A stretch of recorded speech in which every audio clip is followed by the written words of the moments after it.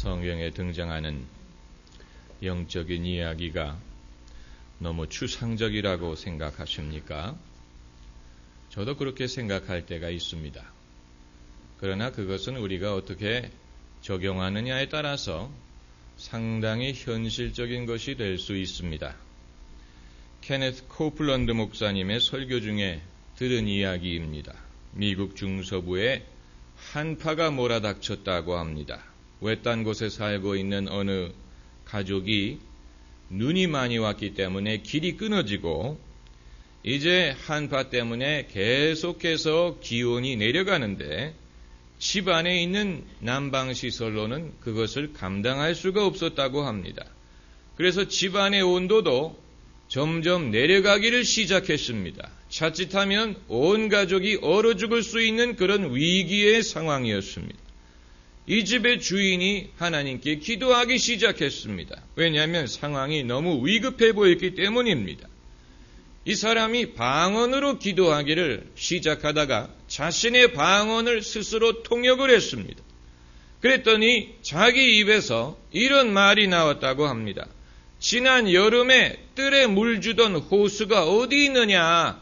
그것을 사용해 보아라. 그래서 뜰에 물 주던 호수를 끌어다가 이 집주인이 자기 집의 담벼락과 천장에 물을 뿌리기 시작했습니다.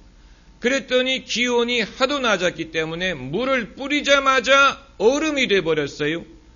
그래서 얼마 지나지 않아서 이 집은 천장과 담벼락이 전부 다 얼음으로 쌓이게 되었습니다. 그랬더니 계속 떨어지던 이 집안의 온도가 올라가기 시작했다고 합니다. 왜냐하면 얼음이 그 온도를 보호해 주었기 때문에 이게 바로 이글루의 원리입니다. 이글루, 에스키모들이 살고 있는 이글루는 얼음으로 지은 집입니다. 그런데 그 얼음이 온도를 보호해 주기 때문에 그 안에서는 따뜻하다는 말입니다. 물론 이 사람이 그 원리를 알지 못했지요. 그러나 기도하는 중에 자신의 방언을 통역해서 그대로 했더니 한파에 얼어 죽지 않고 살 수 있었다는 얘기입니다. 여러분, 이런 것을 알고 누가 영적인 것이 추상적이라고 말하겠습니까? 다만 그것을 우리가 현실적인 문제에 적용하는 훈련을 받지 못하고 그것을 믿지 못하기 때문에 이 영적인 것은 영적이고 현실적인 것은 현실적인 것이다. 신앙은 신앙이고 인생은 인생이다. 이렇게 생각하는데 우리의 믿음의 한계가 있는 것입니다. 돈 문제는 돈 문제요. 신앙은 신앙이다. 신앙은 신앙을 위한 것이고 현실은 현실적으로 살아야 된다라고 생각하는 것이 잘못이에요. 하나님은 한 분이요. 우리의 믿음도 하나예요.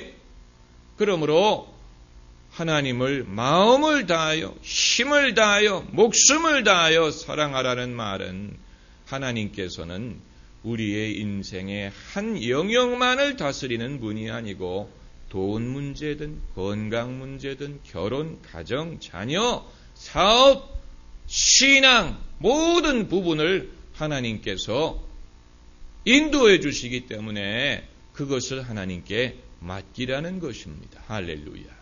하나님께 맡기면 됩니다. 오늘 성경 말씀의 이야기는 다니엘이 기도를 합니다.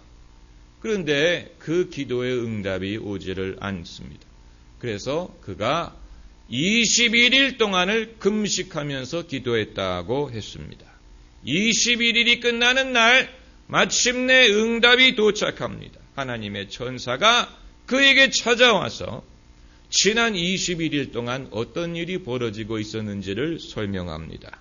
그가 말하기를 다니엘이 하나님 앞에 겸비하기로 한 첫날, 이것이 중요합니다. 첫날 하나님이 응답을 보내셨습니다. 그런데 그 응답으로 보내신 천사가 바사의 국군이 막음으로 21일 동안 다니엘에게 임하지를 못했다고 했습니다. 그런데 미가엘 천사가 와서 도와주는 바람에 마침내 다니엘에게 올 수 있었다. 이것이 오늘 본문의 내용입니다. 자, 이 본문을 우리가 읽고 의문을 갖게 됩니다.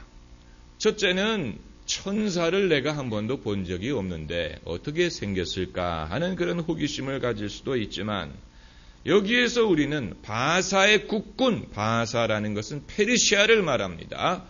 페르시아의 국군이 이 천사를 막았다는 말이 도대체 무슨 뜻이냐? 진짜 사람 군사들이 천사를 막았다는 말이냐? 그건 아니에요.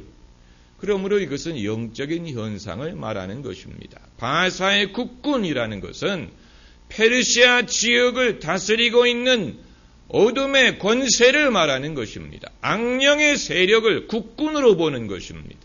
그래서 거라사인의 귀신 들린 사람의 속에 있던 귀신의 이름이 군대막이라고 그랬잖아요. 군대, 마찬가지로 바사의 국군은 다니엘이 살고 있었던 페르시아를 다스리는 영적인 권세를 말하는 것입니다. 그것이 하나님의 응답이 다니엘에게 오는 것을 막았다 하는 이야기, 막았습니다. 그래서 그 응답이 오지 못하고 있었는데 미가엘 천사가 와서 도와주는 바람에 마침내 올 수가 있었습니다. 오늘 본문을 통해서 우리가 얻을 수 있는 교훈은, 첫째는 하나님은 우리의 기도를 곧 응답하신다는 사실입니다. 곧 응답하십니다. 12절 말씀을 보시면, 그가 내게 이르되 다니엘아 두려워하지 말라, 내가 깨달으려 하여 내 하나님 앞에 스스로 겸비케 하기로 결심하던 첫날부터, 한번 따라해보세요. 첫날부터.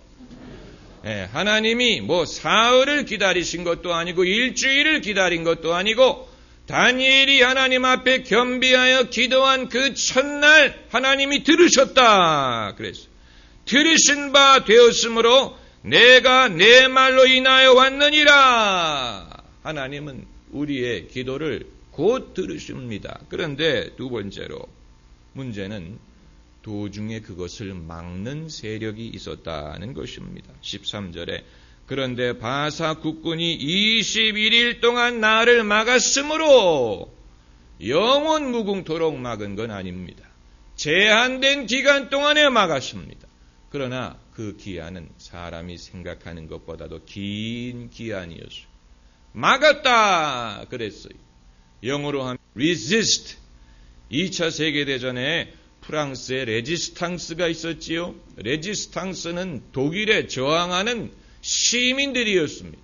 이건 좋은 것이지만 하나님의 응답이 우리에게 오는 것을 막는 레지스탕스와 같은 그런 세력이 있다는 것입니다. 그런데 이런 일이 생기는 동안에 다니엘은 영문을 알지 못했습니다. 어떤 일이 벌어지고 있는지 다니엘은 알지 못했어요. 왜 응답이 안 오는지, 응답이 올 것인지, 하나님이 내 기도를 들으셨는지, 내가 기도가 부족해서 그런지, 내가 믿음이 부족해서 그런지 영문을 알지 못합니다. 한 가지 분명한 것은 내가 이 시점에서 결코 내 믿음을 버린다든가 내 기도를 중단할 수 없다는 사실입니다. 만약에 이 시점에서 다니엘이 안 된다, 힘든다 하고 포기를 해버렸다면 다니엘은 자기의 응답을 받지 못했을 뿐만 아니고 어떤 일이 벌어지고 있었는지 전혀 알지 못했을 것입니다. 여러분, 눈에 보이는 우리의 일, 눈에 보이는 우리의 문제에는 눈에 보이지 않는 원인들이 있습니다. 영적인 이유가 있습니다. 예를 들면 우리의 몸의 질병, 그건 몸에 보이죠. 눈에 보입니다. 느낄 수 있습니다. 아픕니다. 그런데 그 원인은 영적인 차원에 있을 수 있다는 것입니다. 그래서 눈에 보이지 않는 곳에서의 원인을 찾아야 눈에 보이는 문제가 해결이 될 수 있다는 얘기입니다. 그래서 예수님께서도 어느 한 병자, 38년 된 병자를 고쳐주신 다음에 그를 찾아가서 뭐라고 경계하시냐면 더 심한 일이 생기지 않도록 죄를 짓지 말라 이렇게 경고하십니다. 그 말은 애초에 그 질병이 생겼던 데에는 죄라는 것이 있었다는 얘기인데 이제 나았더라도 더 심한 일이 생기지 않도록 죄를 짓지 말라 이렇게 경계를 하신 것입니다. 그러니까 여러분 우리는 병에서 낫는 법을 배우는 것이 중요한 것뿐만이 아니고 병이 생기지 않는 법을 배워야 됩니다. 내가 병을 낫는 것도 중요하지만 병이 애초부터 발생하는 이유를 안다면 병이 생기는 것을 막을 수 있고 모세처럼 하나님이 부르시는 날까지 눈이 어둡지 아니하고 기력이 쇠하지 않을 수 있습니다. 얼마든지 가능하다고 봅니다. 여러분 경제적, 물질적 어려움은 물질적인 데에 원인이 있는 것 같지만 영적인 이유 때문에 물질적인 문제가 발생할 수도 있습니다. 이스라엘에 3년 반 동안 비가 오지 않았다고 했지요. 이것은 어떤 환경적인 문제에 의해서 그런 것이 아니고 영적인 문제 때문에 그런 것이었습니다. 그들이 바알을 섬기고 여호와 하나님을 떠났더니 이스라엘에 3년 반 동안 비가 오지 않았어요. 그런데 엘리야 선지자가 이스라엘 백성들을 하나님께 다시 회개하게 만들었어요. 회개하게 했더니 3년 반 동안 오지 않았던 비가 쏟아졌다. 성경이 그것을 증거하고 있습니다. 인도의 노벨 경제학상을 받았던 센이라는 경제학자가 이 기근의 문제에 대해서 연구를 했습니다. 기근, 왜 사람들이 굶어 죽느냐? 그가 내린 결론이 무엇인지 아십니까? 민주주의, 자유가 있는 나라는 가난할 수는 있지만 결코 사람이 굶어 죽는 일은 없다. 그런데 전체주의 국가에서 사람이 굶어 죽는다. 이런 결론을 내렸습니다.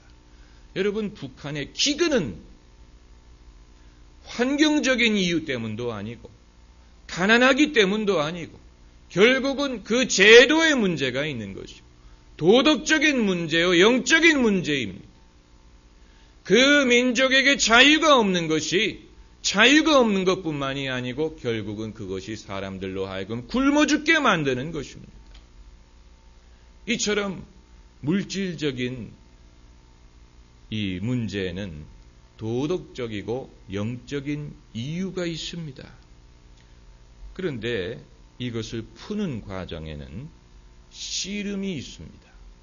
이 문제를 풀기 위해서 그냥 내가 기도하고 회개하면 금방 그것이 풀린다. 그러면 쉬울 것입니다. 누구든지 할 수 있을 것입니다. 그런데 이 문제를 푸는 과정에서 풀기는 푸는데 금방 풀리는 것이 아니고 여기에는 씨름이 있습니다. 다니엘이 기도를 시작했는데 금방 응답이 오지 않고 21일 동안 그것을 저항하는 세력이 있었던 것과 마찬가지입니다. 그렇기 때문에 이 시점에서 사람이 피곤해진다든가 또 용기를 잃는다든가 낙심을 하게 되면 그래서 그의 믿음의 싸움을 포기하게 되면 그렇게 되면 결국은 지는 것입니다. 이 영적인 씨름에서 칩니다.